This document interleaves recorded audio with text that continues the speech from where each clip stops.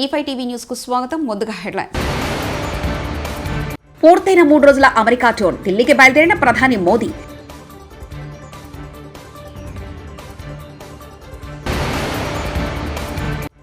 సనాతన ధర్మంపై ఇష్టం వచ్చినట్లు మాట్లాడితే ఊరుకునేది లేదు పవన్ కళ్యాణ్.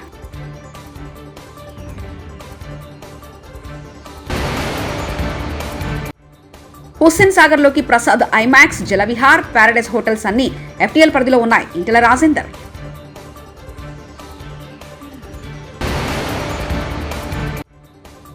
హైడ్రా వల్ల రోడ్డు మీద పడ్డారు పేదలు. ఎవరైతే ఉన్నారో వారందరికీ వెంటనే డబుల్ బెడ్రూమ్ ఇల్లులు ఇవ్వాలి కేటీఆర్. 2 మంత్రి పదవులు ఇస్తే బీఆర్ఎస్ ఖాళీ అవుతుంది. మేం గేట్లు ఓపెన్ చేస్తే మొత్తం పడి వస్తారు మైనపల్లి హనుమంతరావు. అక్టోబర్ 16న కోర్టులో హాజరు కావాలని సీఎం రేవంత్ రెడ్డికి నాంపల్లి కోర్టు ఆదేశం. తన 3 రోజుల అమెరికా పర్యటనను విజయవంతంగా ముగించుకుని ప్రధాని నరేంద్ర మోదీ మంగళవారం న్యూయార్క్ నుంచి ఢిల్లీకి బయలుదేరారు. 3 రోజుల పర్యటన సందర్భంగా న్యూయార్క్లోని ఐక్యరాజ్య సమితిలో quad leader summit on the future లో మోదీ పాల్గొన్నారు. దీంతో పాటు ఆయన తన పర్యటనలో కొన్ని ముఖ్యమైన ద్వైపాక్షిక సమావేశాలు కూడా హాజరయ్యారు. ఈ క్రమంలో వియత్నాం అధ్యక్షుడితో లామ్తో సమావేశమైన ప్రధాని నరేంద్ర మోదీ ఇరు దేశాల మధ్య సంబంధాలను పెంపొందించుకోవడంతో పాటు కనెక్టివిటీ, వాణిజ్యం, సంస్కృతి వంటి రంగాల్లో సహకారాన్ని పెంపొందించడంపై చర్చించారు. అక్టోబర్ 16న కోర్టులో హాజరు కావాలని సీఎం రేవంత్ రెడ్డికి నాంపల్లి కోర్టు ఆదేశాలు జారీ చేసింది. నాంపల్లి కోర్టులో ఓటుకు నోటు ఈడీ కేసు విచారణ. నేటి విచారణకు ముత్తైతో సహా మిగతా నిందితులు గైహాజరు. రేవంత్ రెడ్డి, ఉదయ్ సింహ, వేంకృష్ణ కీర్తన్, సండ్ర వెంకటవీరయ్య, సెబాస్టియన్ గైహాజర్. నిందితుల గైహాజరుపై అసహనం వ్యక్తం చేసిన నాంపల్లి కోర్టు నేటి విచారణకు మినహాయింపు ఇవ్వాలని నిందితుల అభ్యర్థనను అంగీకరించి కోర్టు అక్టోబర్ 16న విచారణకు హాజరు కావాలని రేవంత్ రెడ్డితో సహా నిందితులందరికీ కోర్టు ఆదేశాలు జారీ చేసింది. 2 మంత్రి పదవులు ఇస్తే బీఆర్ఎస్ ఖాళీ అవుతుంది. మేం గేట్లు ఓపెన్ చేస్తే మొత్తం పడి వస్తారు. ఆ పార్టీలో కేటీఆర్, హరీష్ రావు తప్ప ఎవరు ఉండరు. కేసీఆర్ గుండె పగిలి చేస్తే ఆ బద్నాం మా మీద పడుతుంది. కాంగ్రెస్ నాయకుడు మైనపల్లి హనుమంతరావు. ఇలా ఆపేసాం మేము, అటువంటి చేయలే. గేట్లు ఓపెన్ చేస్తే మొత్తం పడొస్తారు. ఇట్లా 2 మంత్రులు ఇస్తే మొత్తం ఖాళీ అవుతుంది. ఆల్రెడీ ఒకరు మాట్లాడిర్రు, మాకు 2 మంత్రులు ఇండ్రి మొత్తం 26 మందిని తీసుకొని వస్తామన్నారు. రేపటి నుంచి ఓన్లీ హరీష్ రావు, కేటీఆర్ బావమరిదని చూసుకుందాం. మళ్ళీ వాళ్ళ ఆయన గుండెవల్లి దర్శనం అది బదలా మనకే వస్తుంది. మళ్ళా సింపతితో గెలుద్దాం అనుకుంటారు ఈ కొడుకులు. హరీష్ రావును కలిసి తమగోడు వెళ్లబోసుకున్న త్రిబులార్ బాధితులు, రైతులు, సీఎం రేవంత్ రెడ్డి, మంత్రి కోమరెడ్డి, ఎమ్మెల్యేలు ఎవరు కూడా తమ బాధను పట్టించుకోవట్లేదని ఆవేదన వ్యక్తం చేశారు. ఈ సందర్భంగా మాజీ మంత్రి ఎమ్మెల్యే హరీష్ రావు బాధితులకు ధైర్యం చెప్పారు. ఎన్నికల హామీలో చెప్పిన విధంగా కాంగ్రెస్ మాట నిలుపుకునే వరకు బాధితులకు బీఆర్ఎస్ పార్టీ అండగా ఉంటుందన్నారు. ప్రభుత్వం దిగిరాకుంటే బాధితుల పక్షాన పోరాటం చేస్తుందని హెచ్చరించారు. భువనగిరిలో నిర్వహించిన ఎన్నికల ప్రచార సభలో బాధితులకు కాంగ్రెస్ జాతీయ ప్రధాన కార్యదర్శి ప్రియాంక గాంధీ చేత హామీ ఇప్పించి ఇప్పుడు మాట మార్చడం దౌర్భాగ్యం. ఇదెక్కడి న్యాయం? ఎన్నికల ముందు ఒక మాట, ఎన్నికల తర్వాత ఒక మాటనా? మాట మార్చడమే మీ విధానమా? ప్రజలకు మభ్యపెట్టడమే కాంగ్రెస్ పద్ధతి అంటూ హరీష్ రావు వ్యాఖ్యానించారు. ముఖ్యమంత్రి రేవంత్ రెడ్డికి చిత్తశుద్ధి ఉంటే హైడ్రా వల్ల రోడ్డు మీద పడ్డ పేదలు ఎవరైతే ఉన్నారో వారందరికీ వెంటనే డబుల్ బెడ్రూమ్ ఇల్లులు ఇవ్వాలి. ఇంకా 40,000 డబుల్ బెడ్రూమ్లు పంచవి ఉన్నాయి. చెరువుల పక్కన, మురికి కాలువల పక్కన దోమలు కుట్టగా ఆరోగ్య సమస్యలు వస్తాయని తెలుసు కూడా దిక్కులేక బతుకుతెరు కోసం వచ్చినా ఒకరికో 2 రేకుల్లో వేసుకుని పేదలు అక్కడ బతికే ప్రయత్నం చేస్తారు. కానీ కావాలని హైదరాబాద్ను ఆగం చేస్తారా? పేదవాళ్ళు తెలుసో తెలియక కట్టుకుంటారు. మానవత్వం ఉన్న గవర్నమెంట్ వారికి నచ్చచెప్పి నోటీస్ ఇచ్చి తప్పు జరిగితే జరిగిందని వారిని ఒప్పించి మెప్పించి వేరే చోట ఇల్లిస్తా అని చెప్పి వారిని తరలించాలి. కానీ నీతి రీతి లేనట్లు ప్రవర్తించొద్దంటూ కేటీఆర్ వ్యాఖ్యానించారు. మానవత్వం ఉన్న గవర్నమెంట్ అంటే ఏం చేయాలి? నోటీస్ ఇవ్వాలి, చెప్పాలి. తప్పు జరిగింది, గతంలో జరిగిండొచ్చు, మా వాళ్ళకు మీరు నల్ల బిల్లు కడుతుండొచ్చు, కరెంటు కనెక్షన్ ఉండొచ్చు, ప్రాపర్టీ ట్యాక్స్ గర్పట్టి కడుతుండొచ్చు, కానీ తప్పు ఉన్నది కాబట్టి నీకు వేరే ఇల్లు ఇస్తా అని చెప్పి వేరే ఇంటికి తరలించి ఆడికెళ్ళి వాళ్ళని ఒప్పించి మెప్పించి తీయాలి. నువ్వేం చేస్తున్నావు? నీకేమైనా నీతి రీతి ఉన్నదా? మేము 1,00,000 డబుల్ బెడ్రూమ్ ఇల్లు కట్టి అక్క వాళ్ళు మేమందరం కూర్చొని, ఎమ్మెల్యేలు అందరం కూర్చొని 60,000 ఇండ్లు ప్రజలకు ఇచ్చినాం. ఇంకా 40,000 ఇండ్లు అక్కడనే ముఖ్యమంత్రి కింద పెట్టుకొని ఉన్నాడు. ఇప్పుడు ముఖ్యమంత్రి నీకు చిత్తశుద్ధి ఉంటే హైదరాబాద్లో ఎక్కడెక్కడనైతే హైడ్రా వల్ల ఇవాళ రోడ్డు మీద పడ్డ పేదలు ఉన్నారో వాళ్ళకి ఆ 40,000 ఇండ్లు వెంటనే కేటాయించాలని చెప్పి నేను డిమాండ్ చేస్తా ఉన్నాను. మేము కట్టిన ఇండ్లు బంగారుపాలెంలో పెట్టి నీకు అప్పచెప్పినాం. 40,000 ఇండ్లు ఇవాళ తయారున్నాయి. నీకు చిత్తశుద్ధి ఉంటే ఈ పేదవాళ్లకు ఆ ఇండ్లు మొదలు ఇయ్యి. అది మూసిలో కావచ్చు, ఇంకొకడ కావచ్చు, ఆ పేదవాళ్ళకి కేటాయించు. వాళ్ళకు చట్టం ఫాలోగా. హైడ్రాకు చట్టం లేదు. మరి హైడ్రాకు చట్టం లేకపోతే చుట్టాలనేది ఇచ్చిపెడుతుంది హైడ్రా?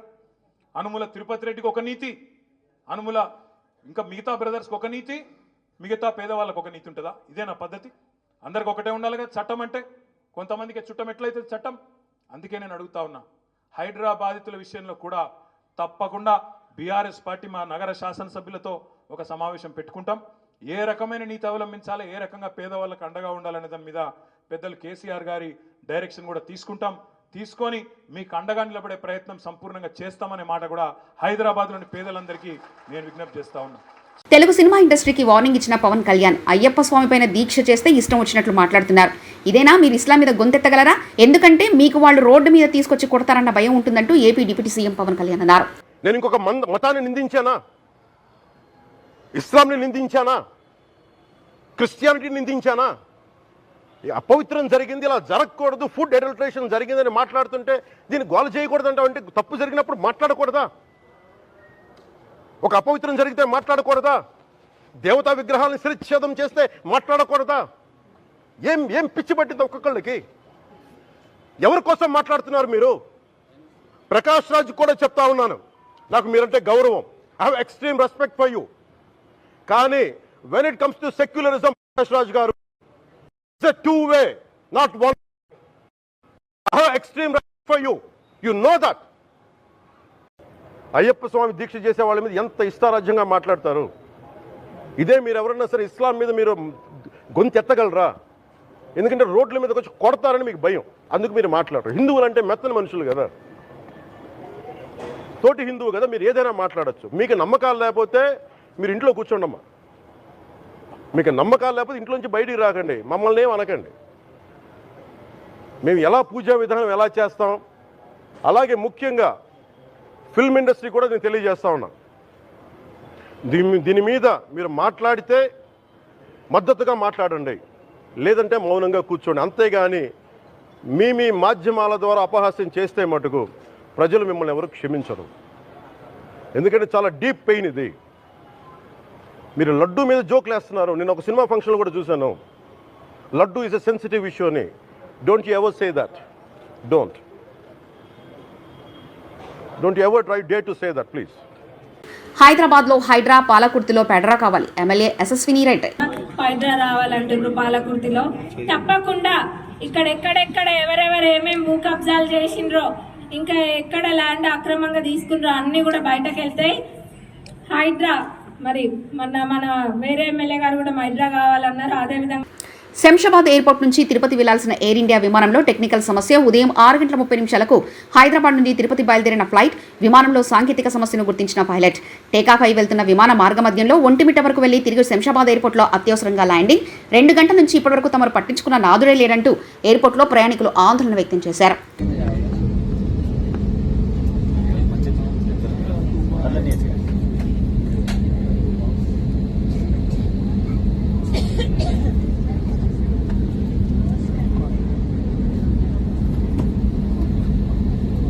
ప్రాయశ్చిత్త దీక్షలో భాగంగా ఈరోజు కనకదుర్గ అమ్మవారి ఆలయం మెట్లు కడిగారు డిప్యూటీ సీఎం పవన్ కళ్యాణ్.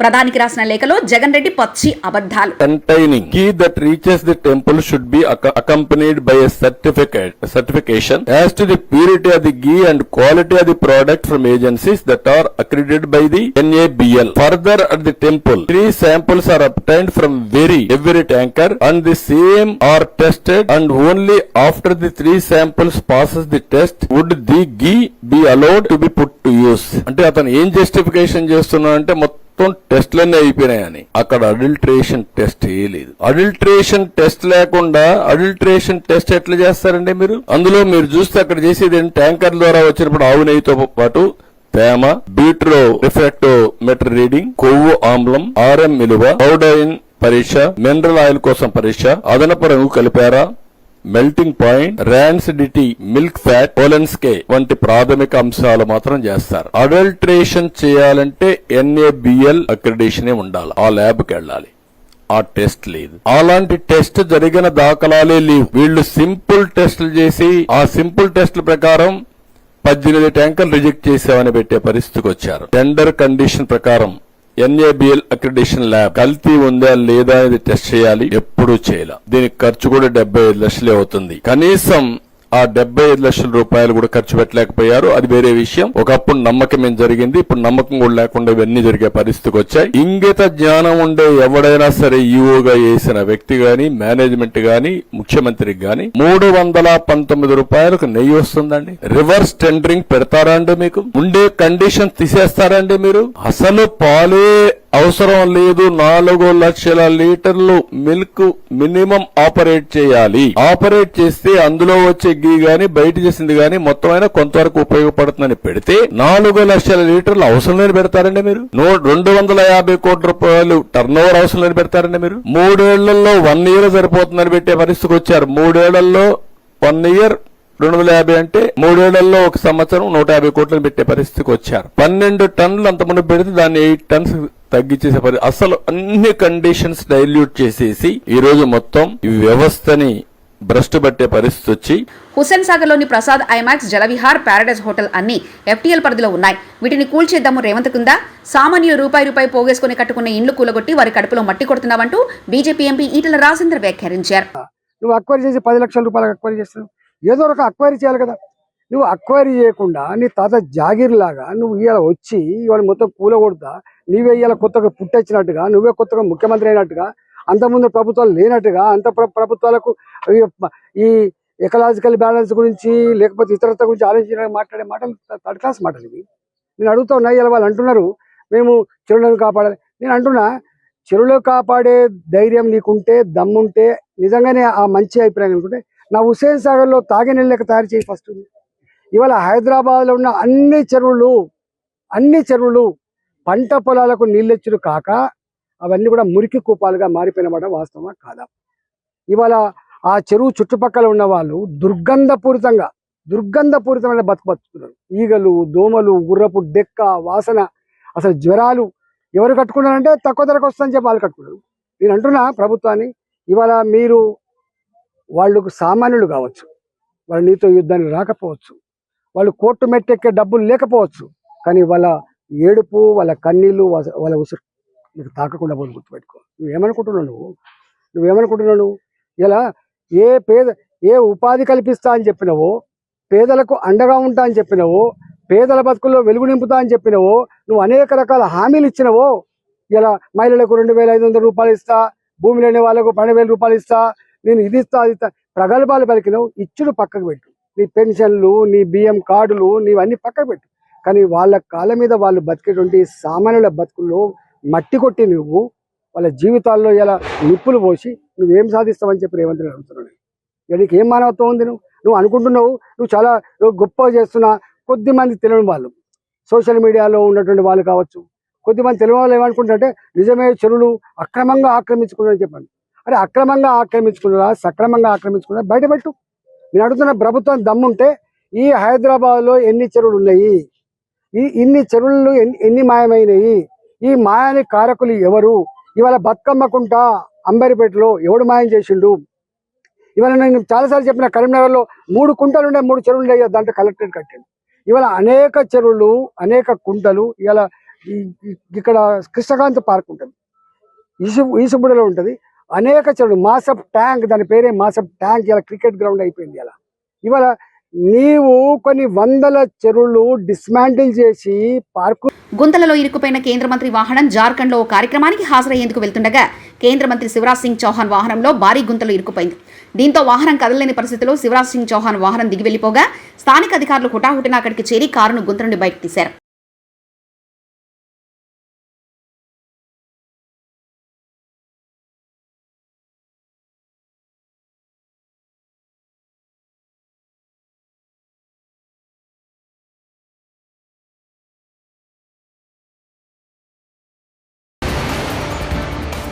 పూర్తయిన 3 రోజుల అమెరికా టూర్. ఢిల్లీకి బయలుదేరిన ప్రధాని మోదీ.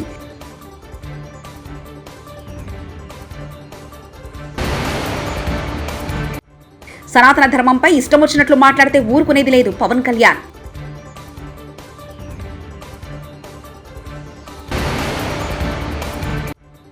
హుస్సేన్ సాగర్లోకి Prasad IMAX, Jalavihar, paradise hotels అన్ని FTL పరిధిలో ఉన్నాయి. ఈటెల రాజేందర్.